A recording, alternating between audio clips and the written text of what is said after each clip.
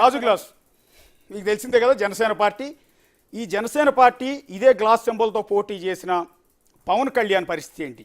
ఈ tea glass మెరుస్తుందా అనేది very interesting. ఈసారి పిఠాపురం అనేది చాలా ప్రెస్టీజియస్ గా మారిపోయింది. పిఠాపురం వైపు అందరూ చూస్తున్నారు అన్న విధంగానే లీడింగ్ కూడా ఇప్పటి వరకు నా కౌంటింగ్ బట్టి కూడా అలాగే కొనసాగుతోంది. సో ఈసారి గాజు గ్లాస్ ముందుకు వెళుతుంది అని ఆ జనసేన నాయకులు కావచ్చు, సేనలు కావచ్చు, అందరూ కూడా వెయిట్ చేస్తున్నారు ప్రస్తుతానికైతే.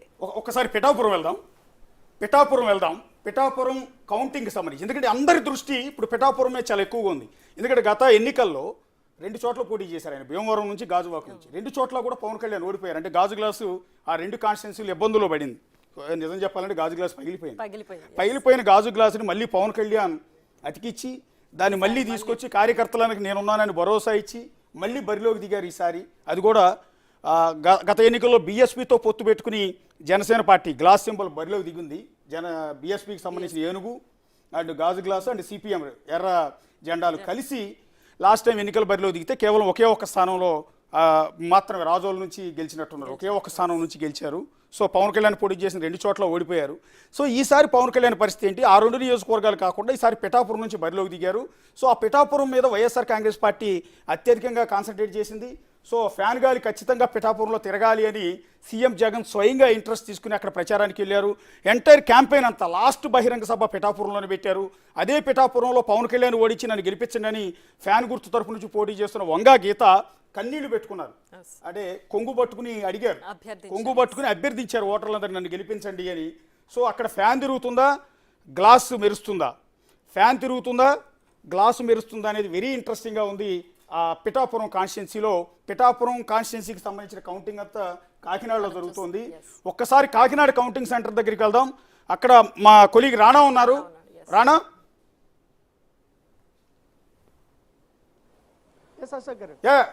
ఎట్లా మీరు అక్కడ ఉన్నారు? ఆ ఉత్సాహం, ఆ మూడు కనపడుతుందా? ఫ్యాన్ తిరుగుతుందా లేకపోతే టీ గ్లాస్ కనపడుతుందా? 8 గంటలకి ఎప్పుడైతే పోస్టల్ బ్యాలెట్ బయటకు తీసుకొచ్చారో 8:15 వరకు కూడా పెద్దగా పిఠాపురం సంబంధించిన పోస్టల్ బ్యాలెట్లు ఓపెన్ చేయలేదు. ఓపెన్ చేసిన తర్వాత దాదాపు 70 వరకు కూడా చెల్లని ఓట్లు వచ్చినటువంటి నేపథ్యం ఏర్పడుతుంది. సో ఆ ప్రక్రియ ఇంకా స్టార్ట్ అవుతుంది. ఇంకా పోస్టల్ బ్యాలెట్కి సంబంధించిన రిజల్ట్ అయితే రాలేదు, ఏది పిఠాపురానికి సంబంధించి. కానీ ఈవీఎంకి సంబంధించిన మొదటి రౌండ్లో పవన్ కళ్యాణ్ ఇప్పటి వరకు 4500 వరకు కూడా లీడింగ్లో ఉన్నట్టుగా మనకు స్పష్టమైనటువంటి సంకేతాలు కనపడుతున్నాయి. వారు అఫీషియల్గా కూడా మనకు చెప్పినటువంటి పరిస్థితి కనపడుతుంది. ఈ నేపథ్యంలో గ్లాసు గలగలతో పాటు మిలమిలమిల మెరిసిపోతుందని చెప్పుకోవచ్చు. ఎందుకంటే దాదాపు ఒక 5 నిమిషాలకు ముందు వైసీపీ నుంచి పోటీ చేసినటువంటి వంగా గీత కూడా ఇట్లా వెళ్ళిన తర్వాత ఆమె కూడా చాలా డల్గా కూడా కనపడ్డారు. ఇంకా పోస్టల్ బ్యాలెట్లో కూడా ఖచ్చితంగా కూడా కూటమికి అభ్యర్థులకి చాలా ఎక్కువ స్పష్టమైనటువంటి ఆధిక్యత కనపడుతుంది. పైగా ఈ కాకినాడ జిల్లాలో ఉన్నటువంటి 7 అసెంబ్లీ నియోజకవర్గాల్లో కూడా కూటమి అభ్యర్థులు ఎక్కువగా ఉన్నారు. ఒక్క నియోజకవర్గంలో తునిలో మాత్రమే వైసీపీ కాస్త ముందంజలో ఉన్నట్టుగా మనకు సమాచారం అవుతుంది.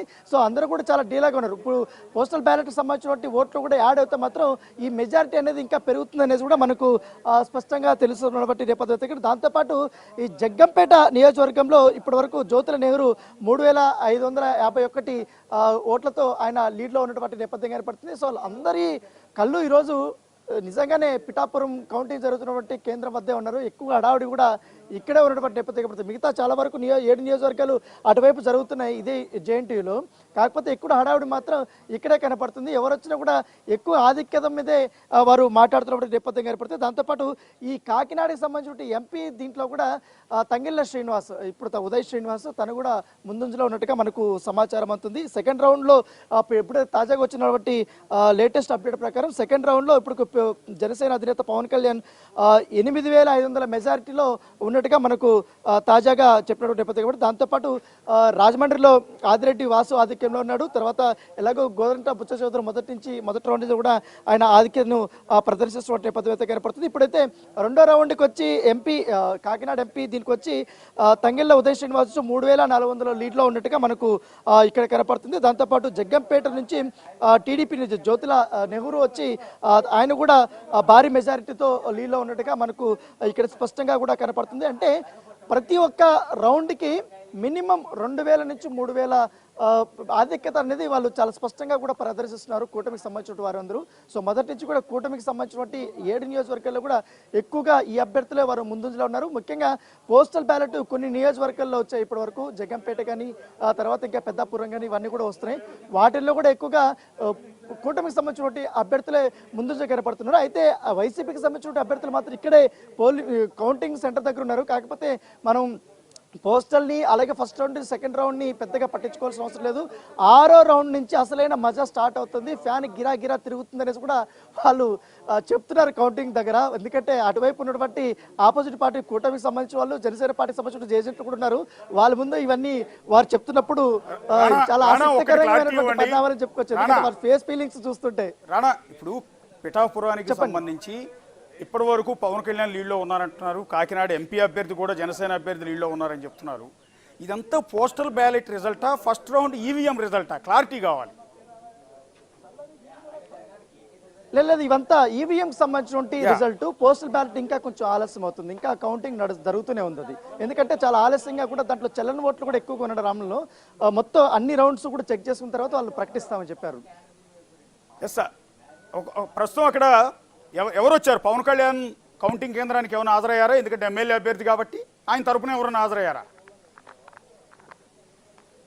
లేదు, పవన్ కళ్యాణ్ తరపున వాళ్ళు ఏజెంట్లు కొంతమంది వచ్చారు. ఇక్కడ కాకినాడకు సంబంధించి పిఠాపురంలో చాలా కీలకంగా పనిచేసినటువంటి ఎవరైతే వైజాగ్ చెందినటువంటి సందీప్ కూడా వచ్చాడు. ఇక్కడ పంచకర్ల సందీప్, తనే మొత్తం తను చూస్తున్నాడు పిఠాపురంకి సంబంధించి. తను ఉదయం 6 గంటలకి వచ్చాడు. వచ్చిన తర్వాత మొత్తం అంతా కూడా వారు చెక్ చేసుకున్నారు. ఇక్కడ ఏర్పాట్లు కానీ ఎట్లా జరుగుతున్నది కూడా. తర్వాత 6:15కి వంగాగీత వచ్చారు. వచ్చిన తర్వాత వాళ్ళు కూడా చెక్ చేసుకుంటున్న నేపథ్యం కనపడుతుంది. ప్రస్తుతం మనకైతే లీడింగ్లో అయితే పవన్ కళ్యాణ్ కనపడుతుంది. మిగతా నియోజకవర్గాలకు సంబంధించినటువంటి అప్డేట్స్ కూడా వన్ బై మనకు వస్తున్నాయి. మొత్తం ఉమ్మడి జిల్లాలకు సంబంధించి ఇప్పటివరకు కాకినాడ రూరల్ మొదటి రౌండ్లో వచ్చి రూరల్లో పంతం నానాజీ వచ్చి 2000 ఓట్లతో ఆధిక్యంలో ఉన్నాడు. ఇదొక ఆసక్తికరమైన పరిణామం చెప్పుకోవచ్చు. ఎందుకంటే పంతం నానాజీ గత ఎన్నికల్లో కూడా ఓటమి చవి చూశారు. అప్పుడు ఆయనకి సెకండ్ ప్లేస్ దాకా వచ్చినట్టున్నట్టు గుర్తు. సో ఈ ఎలక్షన్స్లో ఆయన చాలా బాగా కష్టపడ్డాడు. ముఖ్యంగా టీడీపీకి సంబంధించిన నాయకుల్ని కలుపుకుని పోవడంలో కూడా ఆయన సక్సెస్ అయ్యాడన్నట్టుగా ఇక్కడ లోకల్స్ వారు చెప్తున్నారు. ప్రస్తుతం లీడ్లో కనబడుతున్నట్టుగా మనకు సమాచారం అవుతుంది. రాణా, మీరు కొద్దిగా హోల్డ్లో ఉండండి. Yes, Pithapuram and Kakinada rural 2 చోట్ల కూడా జనసేన పార్టీ గ్లాసు గలగల వినపడుతోంది. ముందు నుంచి ఎక్స్పర్ట్స్ చెప్పినట్టుగా, ఎగ్జిట్ పోల్స్లో చెప్పినట్టుగా, ప్రీ పోల్స్ చెప్పినట్టుగా జనసేన పార్టీ చాలా వేగంగా దూసుకుపోతోంది. టీ గ్లాస్ అనేది దాని గలగల వినిపిస్తోంది. సో పిఠాపురం నుంచి పవన్ కళ్యాణ్ లీడింగ్లో ఉన్నారు, దూసుకుపోతూ ఉన్నారు. అక్కడ వంగాగీత వెనకంజిలో ఉన్నారు. అట్లాగే కాకినాడ రూరల్ నుంచి పంతం నానాజీ ఆయన లీడ్లో ఉన్నారు. అలాగే వైఎస్ఆర్ కాంగ్రెస్ అధికార పార్టీ నుంచి మాజీ మంత్రి కన్నబాబు ఆయన వెనుకంజలో ఉన్నారు. సో ఇది ఊహించని ఎదురు దెబ్బ, అంటే వీళ్ళు ఊహించిందే, వైసీపీ ఊహించని ఎదురు దెబ్బ. సో గ్లాసు గత ఎన్నికల్లో ఘోరంగా దెబ్బతిని పగిలిపోయిన గాజు గ్లాసు ఈసారి గలగలలతో ముందుకు దూసుకెళ్తోంది. అంటే ఎక్కడ పడిపోయామో అక్కడ లేస్తోంది. ఒక సముద్రపు అలమాదిరిగా ఒకసారి వెనక్కి తగ్గినా కూడా ముందుకు వచ్చినట్టుగా ఈసారి అంటే పిఠాపురం వైపు ప్రతి ఒక్కరు చూస్తారు. పిఠాపురం నుంచి పవన్ కళ్యాణ్ ఖచ్చితంగా ఆధిక్యంలో ఉంటారు, గెలుస్తారు అని చెప్పి కూడా జనసేన అభ్యర్థులు నాయకులు కూడా అందరూ చెప్పిన పరిస్థితి. సో దానికి తగ్గట్టుగానే ఇప్పటి వరకు పోస్టల్ కావచ్చు, ఈవీఎం కావచ్చు, ఈ కౌంటింగ్ బట్టి ఇప్పటి వరకు అయితే పిఠాపురంలో పవన్ కళ్యాణ్ ఆధిక్యంలో కనిపిస్తున్నారు. ఎగ్జాక్ట్లీ, అందరూ జనసేన పార్టీ కార్యకర్తలని కాదు, వైసీపీ చాలా ఆసక్తిగా చూస్తుంది పవన్ కళ్యాణ్ గెలుస్తాడా ఓడిపోతాడా. ఎందుకంటే ఓడించాలని లక్ష్యం వాళ్ళది కాబట్టి వాళ్ళ మెయిన్ టార్గెట్ అటు పక్క చంద్రబాబు అయితే ఈ పక్క పవన్ కళ్యాణ్. సో సీఎం జగన్ డైరెక్ట్గానే టార్గెట్ చేశారు. నీకు 3 పెళ్లాలని కారులు మార్చినట్టు మారుస్తావంటూ ప్రతి బహిరంగ సభలో పవన్ కళ్యాణ్ విమర్శిస్తూ వచ్చారు. ఈసారి గాజు గ్లాసు పగిలిపోతుందని చెప్పారు. సో భార్యలను ఉద్దేశించి సీఎం స్వయంగా పవన్ కళ్యాణ్ మీద చేసిన కామెంట్స్తో పవన్ కళ్యాణ్ కూడా ఒక దశలో ఒళ్ళు మండి ఎస్ పెళ్లి కూడా త్వరలో చేసుకోబోతున్నాను, అది నిన్నే చేసుకోబోతున్నాను అంటూ సీఎం జగన్ ఉద్దేశించి, అంటే సీఎం జగనే నా 4వ పెళ్ళాం అన్నట్టుగా ఆయన డైరెక్ట్గా కామెంట్ చేయటం అనేది ట్రోలర్స్కి విపరీతమైన అవకాశం అండ్ చాలా క్యాలిక్యులేషన్స్ తర్వాత అక్కడ వంగా గీతని ఫైనల్ గా అక్కడ పిఠాపురంకి పవన్ కళ్యాణ్ కి అపోజిషన్ గా నిలబెట్టారు. Yes. సో ఇన్ని ఈక్వేషన్స్ తర్వాత కూడా ఇప్పుడు ఫైనల్ గా పిఠాపురంలో పవన్ కళ్యాణే ముందంజలో ప్రస్తుతానికి ఉన్న కౌంటింగ్ ని బట్టి అయితే మనకు కనిపిస్తోంది. సో వైసీపీ నేతలు ఇంకా వెయిట్ చేస్తున్నారు, పవన్ కళ్యాణ్ ని వెనకంజలోకి రప్పించాలి, నెక్స్ట్ రౌండ్ లో వస్తారేమో అన్నట్టు ఉత్కంఠగా వాళ్ళైతే ఎదురు చూస్తున్న పరిస్థితే కనిపిస్తుంది. జనసేన కార్యకర్తలకి అలయన్స్ లో ఉన్న టీడీపీ బీజేపీకి ఇది మంచి సంతోషాన్ని ఇచ్చే అంశం.